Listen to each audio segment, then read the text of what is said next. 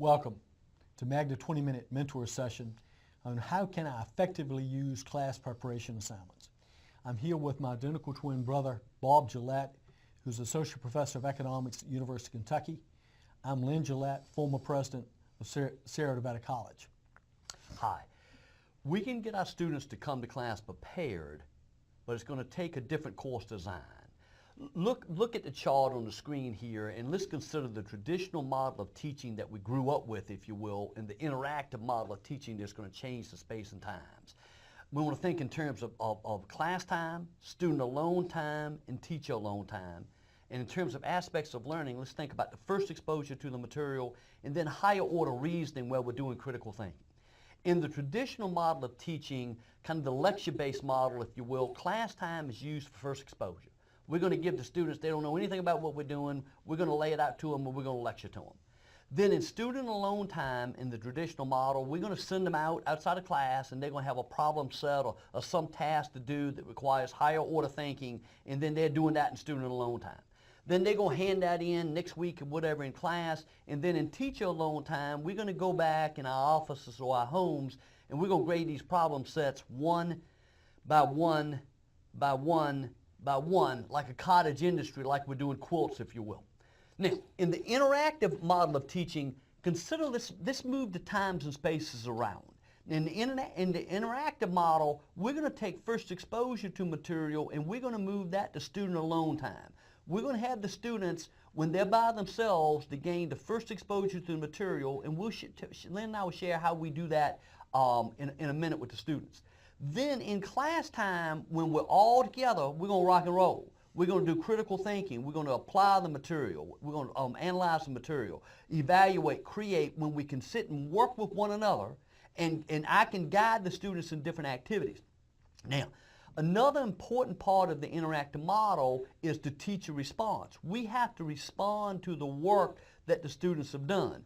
Now, in class time, when we have them doing higher order thinking, we can respond to the whole class as a whole. We can sit and see how many groups or whatever are having problem with something, and we can address it all at one time. So it's not a one by one, but we're sitting there and responding individually to the groups all together. In the interactive model, then teacher alone time becomes more, the focus becomes more, how can I guide them in that first exposure to the material? How can I guide that? And then the next part is, what activities can I come up with in class that goes after deeper critical thinking?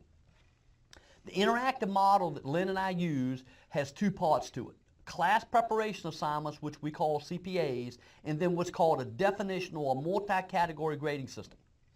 The CPAs are reading assignments. They're guided reading assignments. We say, hey, look, go read this, and we're going to guide you, and we want you to answer roughly 4 to 6 questions that are important, and be looking for the answers to this.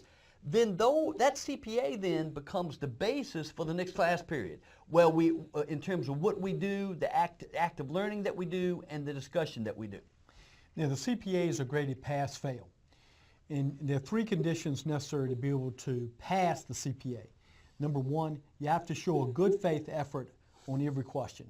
You don't have to give a perfect answer to every question, but you have to use the material that you were assigned to read to be able to give a good faith answer to that question. Number 2, you need to bring 2 copies of the CPA to class. 1 copy you put on a desk just like this in the front of class when you come in. They're the copies that you as the teacher take back to your office. The second copy the students keep with them.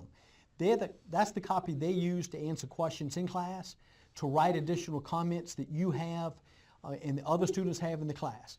The third condition to get credit for a class preparation assignment is to attend class. That's the whole purpose, is to get students prepared so that they can attend class and engage in the critical thinking about the material that you're going to lead them in class. So they have to attend. Now, in the definitional grading system, in order to get an A in the course, you got to do A work on the exams problem sets to graded work.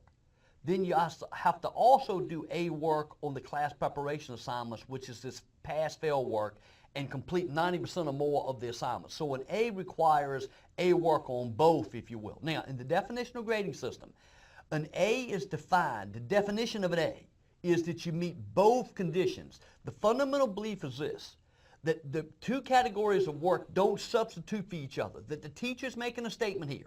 And the most important lever we have in our classes is our grading system. We're making a statement that we want you both to do well on the exams, but you got to come to class. So like on a basketball team, you can't skip practice. You got to be in practice, but you got to also come through the exams. Also, what this is doing is it emphasizes the importance of, on a daily basis in class, is to be able to think about and discuss and debate the material in class. And then you're using what you're learning to do something. And we know that that's what causes us to have deep learning related to the subject matter. But also what it does is it helps students develop critical thinking skills, communication skills, all the kind of skills that we know that are important for them to be successful after they graduate. To get a particular grade in the definitional grading system, it's not add together. You got to meet both conditions, just like in basketball, if you will. If you're dribbling the ball and then you stop dribbling, take 3 or 4 steps, and then shoot and put the ball in the basket, you're not going to get 2 points or 3 points. You're going to get called for a traveling violation. You got to do both conditions. Bob and I combined have used class preparation assignments over about 30 years in our history as far as doing it. And what we've seen is some of the problems and pitfalls with using them, some common mistakes, and what we'd like to do is address some of those issues with you now. So I'm going to ask Bob questions. First, Bob, does it make a difference what you call them? Yeah, it's an important principle right across the curriculum principle. You want to be careful what you name things and what those names mean. Don't call them homework assignments. Call them anything else, but don't call them homework assignments, because you call them homework assignments, students are going to think they don't need to be in class. That's why we call them class preparation assignments. That's exactly what we're trying to do, is prepare them for class. Next. Well, this sounds like a whole lot of grading. How do you handle the paper load of all these CPAs that you're toting back to your office, especially if you're teaching 3 or 4 classes? Crucial issue. Turns out it's pretty easy to handle the paper load, and this is the idea. In class, we've gone over the CPAs, we've expanded the CPAs, we've used the knowledge they've gained from the CPAs and answering different questions throughout class. So once I walk out of class with the CPAs that the students have handed in, the copy they gave me, those CPAs are dated, they're old. I don't need to write evaluative comments on those CPAs. That would be really inefficient because we've already made the evaluative comments in class. So all we need to do is just scan those CPAs for a good faith effort and to see that they answered every question. Bob, what do you do with the CPAs after you grade them? I just put them in a file cabinet, if you will. For any CPA that a student, if you will, didn't do a good faith effort or they didn't answer all the questions, I'll go back into class the next class period and hand that CPA back to the student and say, hey, look, you didn't meet all the conditions here, if you will. We'll talk more about that in a little bit. Otherwise, I just put the CPAs in my file drawer. Then I record on Blackboard, the learning management system, whether they got a 0 or 1 for that CPA. Next, do you give credit for the CPA if a student does not attend class? Absolutely not, unless it's a university excused absence or some job interview or something like that. It's a preparation for class. They can't skip class and get credit for it. And next, what do you do if a student didn't answer every single question? Now, use good common sense here, especially early in the semester. If a student answered, say, 7 out of 8 questions and didn't answer one early in the semester, just go up the next class period and pat them on the back or whatever and say, hey, look, great job here, but you got to answer all questions to get credit. I'm going to give you the benefit of the doubt this time, but in the future, you've got to answer all the questions. So they got, and you want to tell them what a good faith effort is. They don't have to get it perfect. They want to put down enough to know that they either have it or they don't know what's going on, so then we can then clear that up in class. Next, how hard do you make the CPA questions? Okay, this is crucial. This is crucial. If you make the questions too easy, they're just going to scan the material, look for definitions, and you're not going to gain much if you make it too easy. Now, but on the flip side, if you make it too hard, boy, they're going to think it's unfair. And then also, they're going to, a whole bunch of them are going to come to your office and ask questions before class. And I'm going to get to that in a minute. So what you're trying to do is you're not trying to get them to leap tall buildings in a single bound. You're trying to get them to get first exposure to the material and then do the harder job of critical thinking when everybody's together in class. So you're not trying to do all the heavy lifting with them alone. You're doing the heavy lifting when they got other students they can work with, and you can guide that direction also.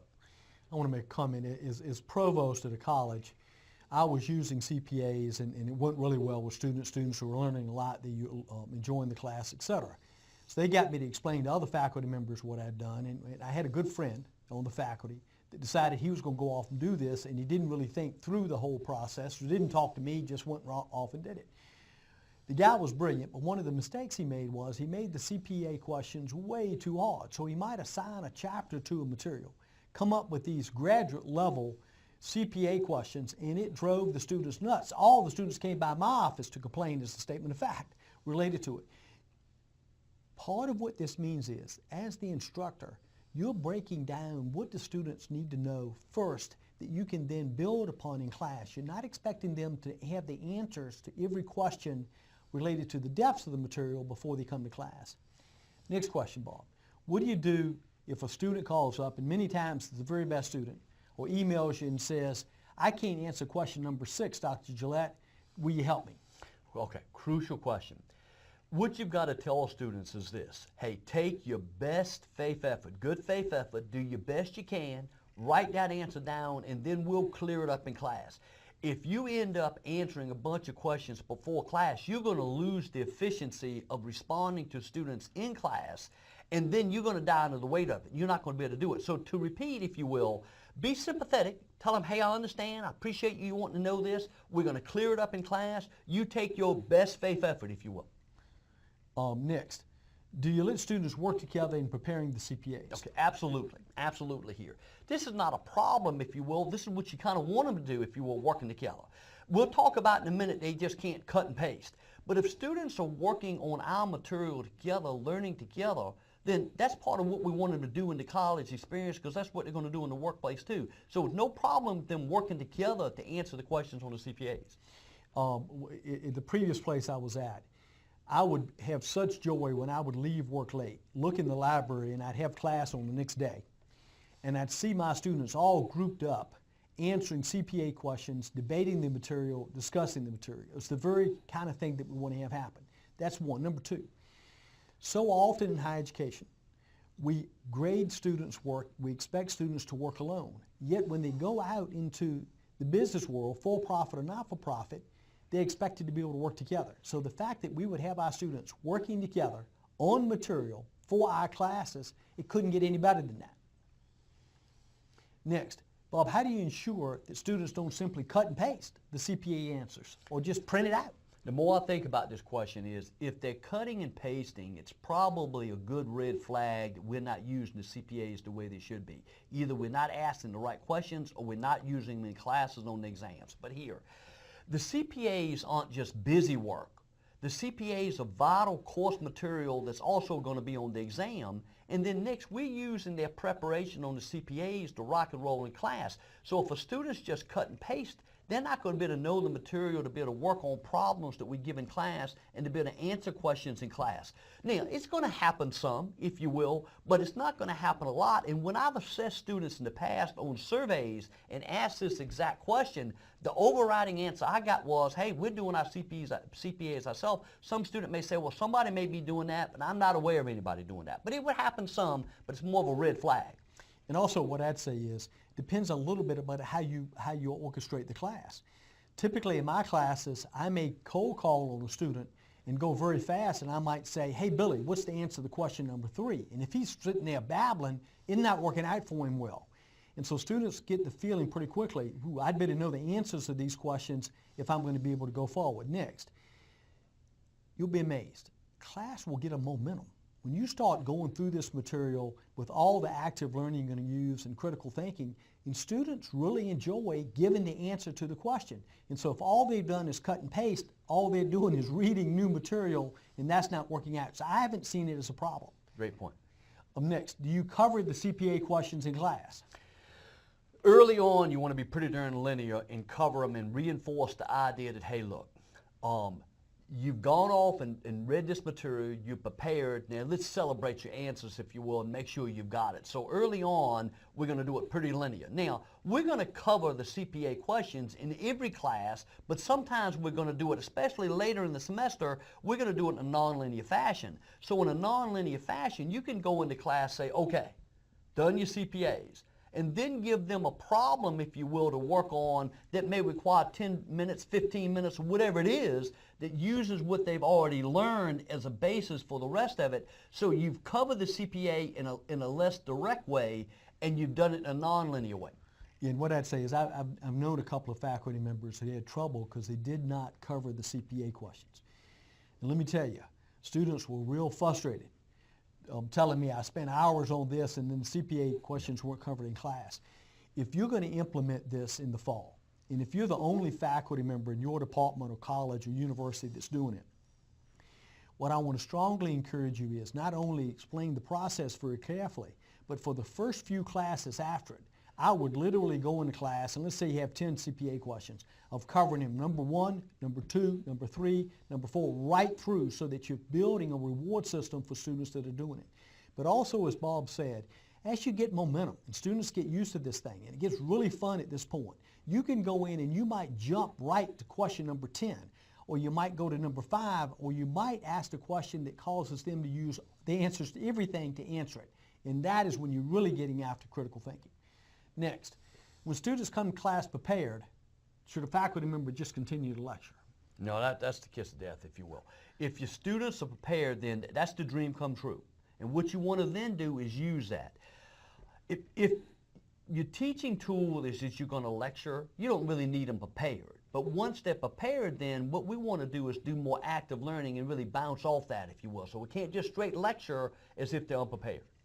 And what I'd say is you might still do some mini, M-I-N-I, mini lectures with this technique. It doesn't mean that you stop lecturing altogether, but you can't straight lecture or it will demotivate the students very quickly. Frankly, they will feel disrespected and there'll be anger involved. Next, Bob, do you praise the students for coming prepared? Well, yes, praise them. Most of the time, they're not coming to any of their classes prepared. We didn't come as undergraduates prepared. So heap some encouragement on them. They're out there reading that material. They're not used to it, if you will. They're coming in prepared to answer questions. So praise the students when they've come in. Also, do you ever put any of the CPA questions either straight from the CPA or some form of it on a test? Yes, and that's a great idea to reinforce that. It's a reward, if you will, to the students. It lets them know that the CPA questions are important, and they're feeling, if you will, that they get some direct, if you will, also lots of indirect benefits from doing all the CPAs. Bob, also, one of the complaints that students have over the years, you and I used to have it, going back to years ago, is that if there was any kind of class discussion, the people that love to fill the world with the sound of their voice would dominate class discussions. How do you handle that? Well, the CPAs pretty well handle that in the terms of this, if you will. So first off, the introverts have had time to answer the questions in their own apartment or whatever, in their dorm room, so they're prepared. They're ready to say something.